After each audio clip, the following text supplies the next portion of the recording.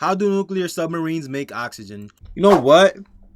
Me and my boy was having a conversation about this today, and the conversation typically was about like if every country has nukes, right?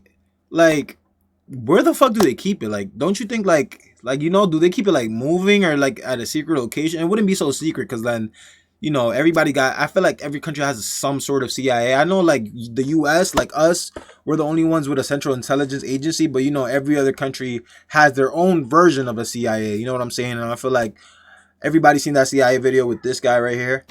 I feel like they would have found it by now, right? And then my boy told me they're like literally underwater. I'm like, what? What do you mean? And then he was like, they're in submarines. And then I asked him like, so they're just gonna go up on some some fucking ever seen Incredibles, like on some incredible shit, like pop up out the ocean? But he said, yeah, basically. And I was like, shit, okay, fuck.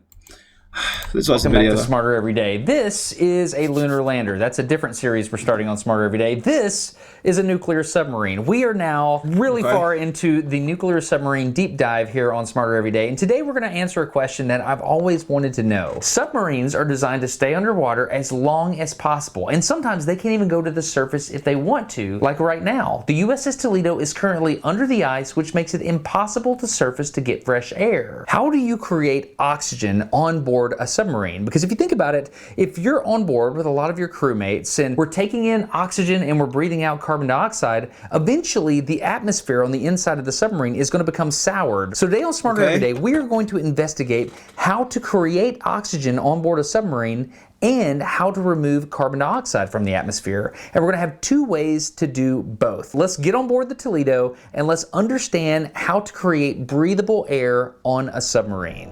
Let's go get smarter every day. He's actually going in a submarine? That's actually crazy. Hold on, I think this shit is mad loud. Let me put it like right there. So in order to keep people alive on the boat, we have to have an atmosphere at each location where each body is that can keep that one body alive, right? So ventilation is key. If you have different compartments that can be closed at different times on boats for different reasons, for example, a huge pileup of people in the place where everybody sleeps, you're gonna be creating a lot more carbon dioxide in that location than other places on the boat, but we have to keep the entire atmosphere livable throughout the boat. So in order to do this, they monitor the atmosphere of every position in the boat that's important with a system called CAMS, the Central Atmospheric Monitoring System. So you're meaning to tell me like so you're meaning to tell me in the submarine like everybody has like there's like quadrants and there's only a certain amount of limited people in those quadrants, and then that's how they basically like take in the oxygen, and if there's more people in a quadrant than they're supposed to be, then they're gonna fucking like, would they just pass out? Like, so the first thing we're going to do is go figure out how to measure the atmosphere at any place in the boat, and then we'll address how we deal with it with carbon dioxide or oxygen or whatever. Anyway, let's go check out CAMS. I'm Destin. I'm Dow. Dow? I'm going. How do you spell that? D-O-W. D-O-W. Dow Jones. Awesome, man. Where are you from? I'm from Ohio. Oh, West Jefferson, Ohio. cool, man. Nice to meet you. Yeah. So what do you do up here? So, shear room, well, I'm a machinist main auxiliary, or Egginger. We're basically mechanics for the whole boat. We own practically 90% of the boat. So where are you monitoring the oxygen levels? So, to monitor the oxygen levels, it's up in middle level, called CAMS, Yeah. Central Atmospheric Monitoring Station, and we got a couple watch center that monitors oxygen levels on there. Can you show me that? Yes? Yep. Let me get around you. We're gonna see where the oxygen gets monitored. Okay. Yeah.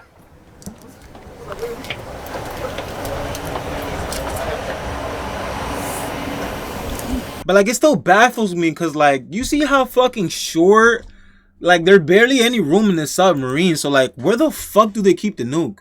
Is it like a layer on the top where everybody like maneuvers the submarine and then the nuke's on the bottom? And how the fuck would the nuke even like? Cause like when you think of a nuke, you think of a fucking basically a rocket going up and then going down and just fucking blowing shit up. But is it different than that? Is it like underwater and then it hits like a landmass and then that shit blows up? I really don't know. The only nuke I've ever seen is the nuke of Nuketown. Literally, the nuke that goes off when you're done playing on the match on Nuketown. So this is in the middle of the boat. Yes. And we have different stations we can monitor and take samples of the air to monitor our atmospheres. So right now, you're looking at How much O2 is on the boat? Yes. Carbon monoxide. I'm really glad that there's not any there. R114, so that's refrigerant? Yes. Yeah, so you're monitoring that as well. Basically monitoring the good gases and the bad gases, basically. Gotcha. And so you got CO2. They got CO2, H2. Yeah, you know what? Ever since I was little, I knew we weren't fucking only breathing in fucking oxygen. You know what I'm saying? Like, we're breathing in fucking water. Which makes sense. Hydrogen, nitrogen, water. That's cool. And so this is the total pressure on the boat. It is. Well, in each compartment it is. Like I was saying, we have different. Can you show me? Yeah. It's like we take different sampling panel index. We can turn the dial to different stations. So right now you're looking at the fan room. Yes. So if you wanted to go, what's okay to look at? Let's go to chief power quarters, cruise mess. Cruise mess? Chief, yeah. And so this is updated. So it takes a second, so this bar has to go all the way across for an update. Yeah? Kind of slow, but... What the fuck is benzene? What the fuck? Zero benzene. What the fuck is R134A? Fucking element fucking 117. Like, what the fuck? R134A. What is R134A? R134A is a non-flammable, non-toxic hydrofluorocarbon. Hopefully I said that right. Gas primarily used. Oh my god, L fucking reader. Primarily used as a refrigerant in automotive, air conditioning, and commercial home cooling systems. Okay, makes sense. So clearly you have some type of alarm that has to. Oh yeah.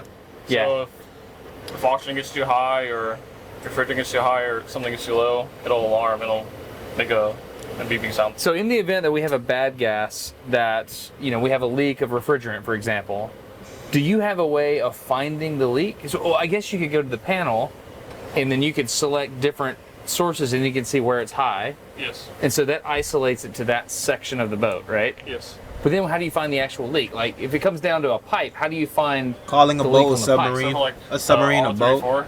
We have we call them sniffers, and they detect where R134 is coming out of the piping or the plant, and it'll alarm when it detects it. So is it like it sounds like a Geiger counter when you get closer to it or something? Yeah, it is. So like, Can I see one? Yeah, right down to the chair. This is how the sausage gets made right here. This is how you keep yourself alive on a sub. Okay. They're like, I guess we'll just show him the oxygen stuff, and then I'm really excited about this. Yeah. The what? Sniffer. Sniffer. Can we look at sniffers? Sure. Okay. Sniff away.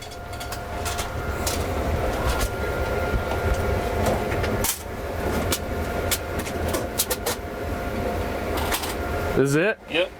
So this is a universal refrigerant leak detector. So can you show me how to use it? Yeah.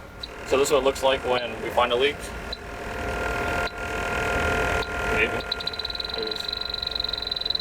So that's how you find a leak. Yes, and then we can also switch to small, medium, large leaks. So if you're looking for a small leak, put the small because we won't detect it if it's large. Got it. Have it on large setting. So you'll go through, like the R134 right here. You'll go through and you'll drag it through the piping very slowly. So it's like coloring in kindergarten. Basically, yes. Do you have something like this for each bad gas? We have a Jaeger kit. It monitors, it tests like the sample of the air. It's like little tubes. You have to brake and you have to pump air through it, and it'll indicate if there's that type of gas. Bro, what fucking profession is this? Like, if I wanted to go to college to work at a submarine, what profession is that? Like, bro, I feel like I don't know shit. Like, bro, once you leave high school, like, you really understand, like you really don't know shit. Like, everything else you just gotta learn on your own, basically. But, like, this Dow guy, like, this guy right here kind of looks like he's, like, around his fucking early 20s. Like, you know what I'm saying? He looks young. You know, like, where the fuck do you apply for this? Here, we also have so called the PhD6 that tells us the lower level explosive limit. So like for hydrogen, for example? Yes. Yeah, so you have a sniffer that does that. Is this the air conditioning? No, this is for the chill and freeze box, not keeping food cold. Oh, really? Yes. So is that on the other side of the wall or something? That's the upper middle level. So you got a chiller running up. Yeah, this is a refrigeration plant, yeah. All right, so the CAM system taught us that not only is it important to monitor oxygen and carbon dioxide, but any kind of gases that might leak out into the atmosphere and harm people.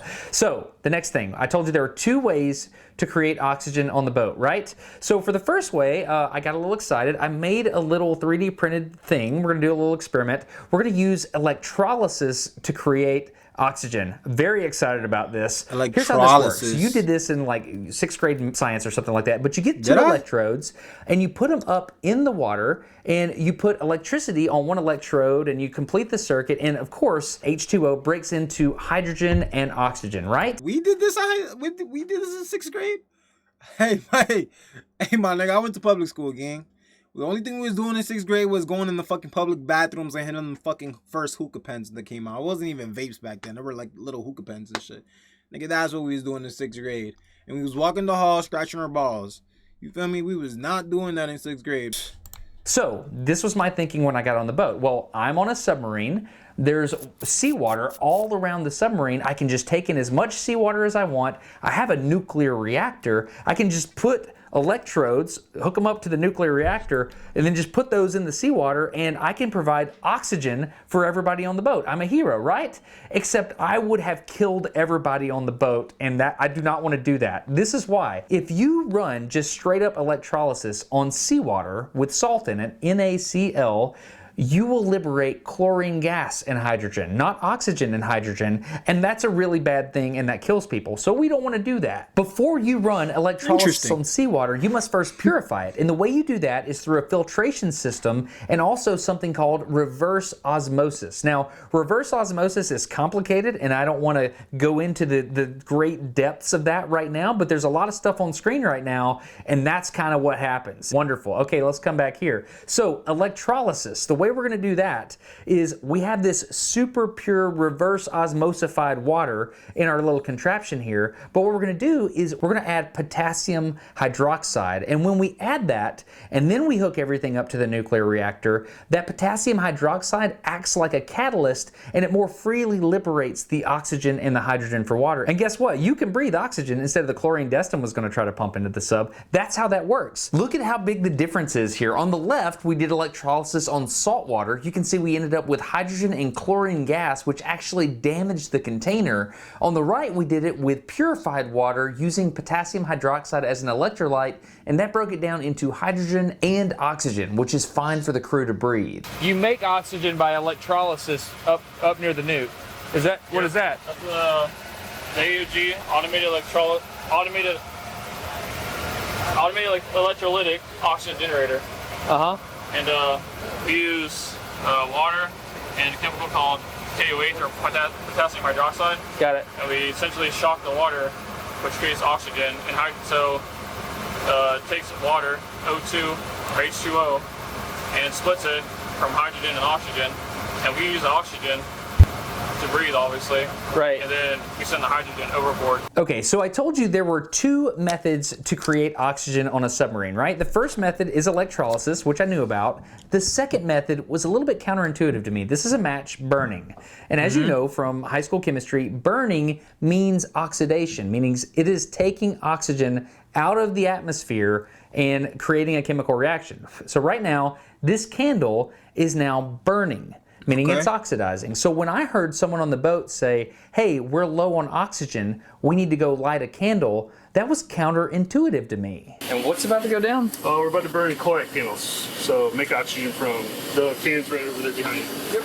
So you're gonna burn this? Yeah, so the way this works is the candle itself is actually inside this container.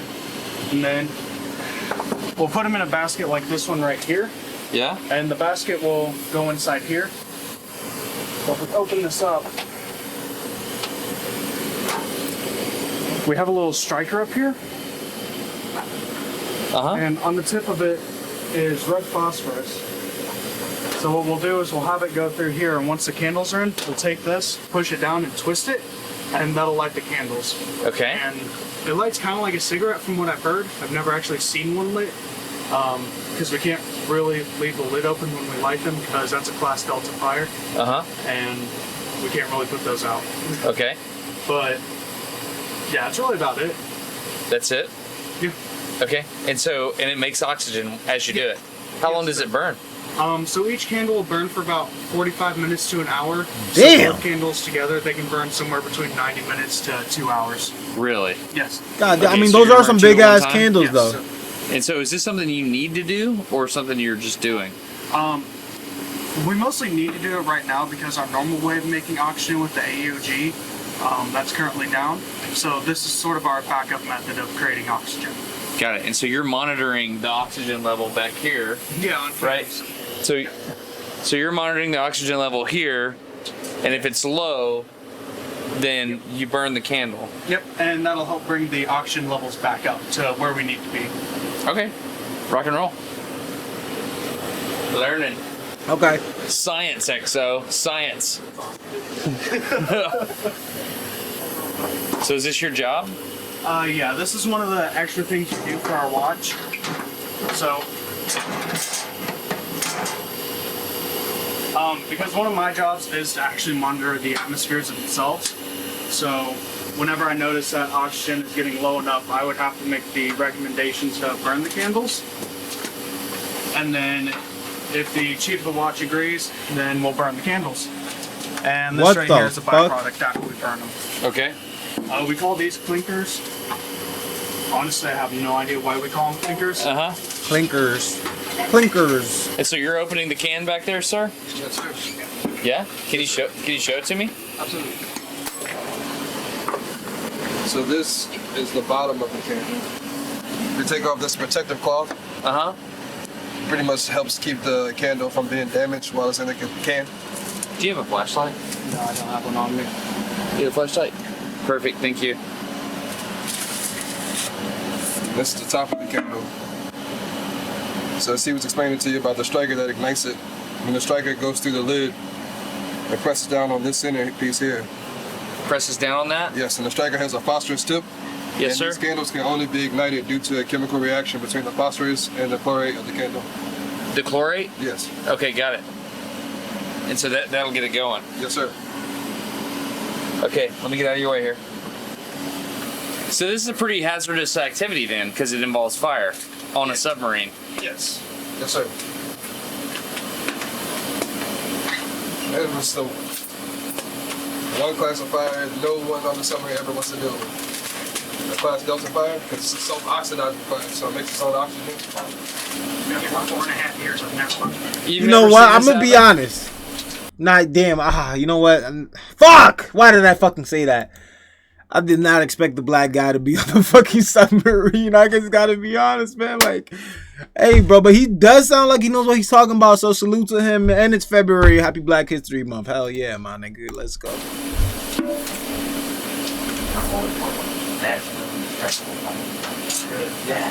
I'm not gonna lie. He sounds actually more knowledgeable than the guy that was like explaining the candle. I'm not gonna lie. So you're just slowly getting down to the chlorate. Yes, sir.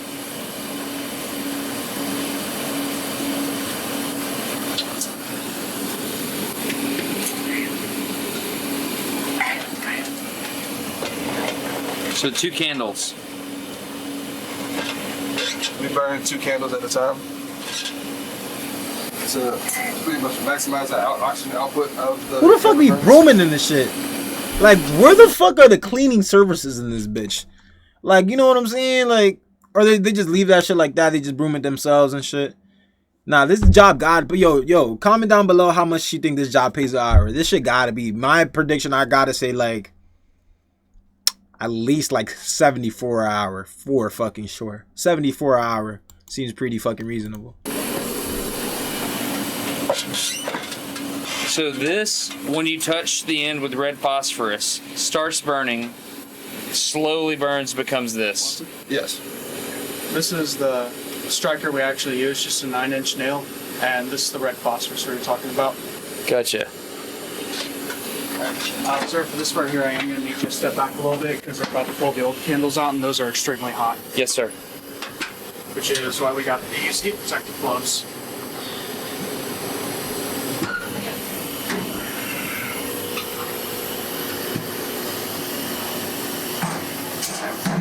So you're putting it in there and let it cool off. Here in a second, hang close to it, and you can just feel how hot it is. Just like put your hand right by it. Actually, touch. Yeah, definitely don't touch that. Don't touch it. Okay. Yeah, because when these actually burn, they end up burning with, I believe it was 9,500 BTUs. Yeah. So they get extremely hot. Take the igniter, press it through the lid. Maybe hold it so we don't have a premature ignition. Can I come over here? So you're about to ignite it? No. You are. I am? You are. Now, if you just grab, I can tell the light on for you. If you grab the igniter, press down and twist. Okay, you hold the light right on it. So push it down. Push down, press down, and just twist it. Like that? Twist it fast, yeah, twist it. And press, then pull up on it. I can see the smoke. So, if you feel right here, you can feel pressure coming out of this pipe. Yeah. And that is what tells us. That's where the oxygen. That's motherfucking Yes, sir. science right there. That's what tells us that the candle is ignited properly. Really? Yes, sir. So you're making oxygen now. I'm making oxygen right now. Is it? You are a creator of oxygen. Yeah, I ain't gonna lie, bro. Know his shit And I though. totally understood what was going on here, but the two main chemicals in this candle were iron and sodium chlorate. When you burn iron, that's adding oxygen to the iron and you're creating iron oxide. You're actually creating heat. That's the burning of the candle. But when you do that, there's also sodium chlorate in the candle, and that heat from the iron oxide is liberating oxygen from the sodium chlorate. And in doing so, you actually get more oxygen from the chemical reaction. Now, this is why this is important. Okay. If you think about it, if you're on the submarine and we had the nuclear reactor hooked up to the electrodes, right, or whatever, that's great. And you can just create as much oxygen as you want through electrolysis. However, if you ever lose power for whatever reason, you can just light a candle. And that requires no electricity whatsoever. As long as you have a solid candle and a way to contain the fire without it damaging anything on the boat, you can start that fire and create oxygen with no external power source whatsoever. The beauty of this oxygen candle oxygen generation technique is that the solid oxygen candle is in a very small volume, but it can create a tremendous amount of gas. This is very important for things like spacecraft. Americans and Russians have used oxygen candles in space for years, and only one time did it get out of control on the space station Mir. Oxygen candles are amazing. They're an effective, efficient way to create oxygen on board a submarine. How often do you burn these things? Typically, when we have to burn candles, we light 2 candles every 2 hours. Once in the forward compartment and once in the engine room. Yeah. We alternate every 2 hours. And you're constantly monitoring how much oxygen is. Yes, that's his job, to monitor the cams, our central atmosphere monitoring system, to verify oxygen levels throughout the ship. Okay, and so. Wait, can he has you a tag literally right here. That watch means the, he's the like high up oxygen rank. I'm level rise assuming. here? No, it won't rise up instantaneously like that because it burns over time. Yeah. So with that, what we'll see is the O2 torr right here might go up by 3 or 4 by the end of an hour or so. And then what we'll do is we'll take the pressure right here and the O2 torr, because the O2 torr That's is partial pressure? Yeah, that's Yeah. partial pressure, so we can figure out the oxygen percentage of that. So it usually doesn't change too much when we burn the candles because as they're burning, people are breathing still. So it might go up by a little bit, but it won't be like a huge drastic change. But it's like a continuously solving equation. You're just trying to maintain. Yeah, You're not trying to rise. Yeah, no, we're not trying to really rise with these. We're mostly trying to maintain a suitable atmosphere so that we can breathe still. That's awesome. All right, great. So we know how to get oxygen in the submarine in our environment now. We've got candles and electrolysis, but we still have the carbon dioxide problem. As we breathe out, we're creating carbon dioxide, and we have to do what's called scrubbing the CO2 from the atmosphere. So to do that, there's 2 processes we'll talk about. The first one involves a liquid chemical. We have 2 Mark III Bravo CO2 scrubbers right here and right here. So this is what's letting us breathe. It is, yes. So what these machines are designed to do, they take carbon dioxide out of the air. It's around 370 cubic feet per minute the air goes through. So we use this chemical called monoethanol amine, or Say it slower. monoethanol amine, Okay. or called for short MEA or amine. And Where does it go in? So air will come in to here. It comes down from the fan room.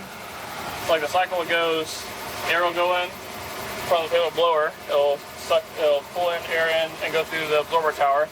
Yep. And the amine sprayed over top of the air, and it absorbs all the CO2 out of the air, and the air goes back through the air purifier, and then it gets it back out. So this is fresh air coming out? Yes. And then from there, from the absorber tower, the rich amine, because it has CO2 in it, gets pumped from the amine pump into the heat exchanger, which is right here, which basically preheats the amine before it gets to the boiler stripper. And the boiler stripper is under pressure, which causes higher pressure causes things that have higher boiling temperature. Yep. So we boil the amine, and that removes the CO2? It releases it, yes. So where does the CO2 go? So after there, it gets into the compressor and gets compressed to seawater depth, so how deep we are, and then we send it overboard. What do you mean compressed to seawater depth? So it goes out as liquid CO2? It goes out as like gas CO2, but like different depths, the water pressure is higher, so it gets sent off that way. So it compresses it to however deep we are, and then pushes it out. So it creates enough pressure to push well, he has the same tags too. He's like, okay, I feel like that's just let's uniform. break this down. Dow referred to the chemical being used as monoethanol amine, or MEA, also known as amine. A lot of submariner spouses complain about the amine smell in their clothes once they get back from being on tour. Anyway, this is a really interesting substance. He referred to two adjectives to describe amine. He said rich amine and he said lean amine. If you think about that rich lean amine, it's amine, like a fizzy drink. CO2, or carbon dioxide, is in saturation in the liquid. Lean amine is like a flat Coke. It has the ability to absorb CO2, but it's flat. It doesn't possess any of the CO2 in it at that time, right? So it's this ability to absorb CO2 that makes monoethanol amine so fantastic. I'm a visual learner, so let's take a look at this. Dow said there are two main components to this system. First, there's the absorber tower, and then there's the boiler stripper. First, air that has CO2 in it is blown into the absorber tower, where lean MEA is sprayed through that air. The reason it's sprayed is because that increases the surface area between the carbon dioxide in the air and the lean amine. And that maximizing of the contact area promotes the absorption of CO2 into the lean MEA. Because the lean amine is flat and it wants to be fizzy, it starts to absorb that carbon dioxide out of the air, and then it falls down to the bottom of the absorber tower, where it pulls together in a rich state, meaning it has that CO2 in solution. I don't really understand this part, but Dow said there's a preheating function that happens before it moves over to the boiler stripper, but once it's in the boiler, the temperature of the rich amine is increased and the CO2 boils off, turning rich amine back into lean amine. That CO2 that then boiled off is compressed, like he said, to whatever pressure it takes to push it overboard. The deeper you are in the ocean, the higher the pressure has to be in order to push it out the side of the submarine. Once the CO2 is compressed and pushed overboard, somehow in that process it's turned into very fine bubbles, so it dissipates out into the seawater without causing too much noise. That lean amine can then be used again to be sprayed back over into the absorber tower, and the whole process starts over again. And this is the magic of the whole thing. The fact that you can take that lean amine and then make it rich and then make it lean again is fantastic, because that means you don't have any consumables on board and you can continuously scrub CO2 from the air indefinitely. That's a really big deal when you're trying to be underwater for an extended period of time. So this amine system is critical for staying submerged in a submarine. So MEA is one way to get the carbon dioxide out of the atmosphere in the submarine. The other way you probably heard of before, and that's lithium hydroxide. During the Apollo 13 incident, famously, the astronauts had to adapt the square lithium hydroxide canisters from the command module to the circular interface of the lunar module. And the reason is they had different lithium hydroxide canisters, which is basically just a way of passing air through this lithium hydroxide membrane or mesh or pressure, whatever you want to call it, basically just a chemical. Once it's exposed, it'll take the CO2 out of the air. So lithium hydroxide is used in a ton of different places. Rebreathers for Navy SEALs, they take the CO2 out of the air. When an astronaut does an EVA, they use lithium hydroxide in the spacesuit to get the CO2 out of their spacesuit. The beauty of using lithium hydroxide to scrub CO2 from the atmosphere is just like the oxygen candle. If the power goes out and you don't have a way of running your MEA system, you can just open these canisters even and just sprinkle lithium hydroxide out on the bunk in the sailors, like where they sleep, and as long as it's exposed to the air, it will scrub the CO2 from the atmosphere. It's a fantastic passive means of getting CO2 out of the atmosphere so you can survive on board the submarine. So in summary, how to breathe on a submarine. You've got to make oxygen and you've got to scrub CO2. The primary ways to do this for oxygen, electrolysis and oxygen candles. To scrub CO2, it's going to be monoethylene amine and lithium hydroxide. You do all this just right at just the right amounts and you can breathe underwater on a submarine.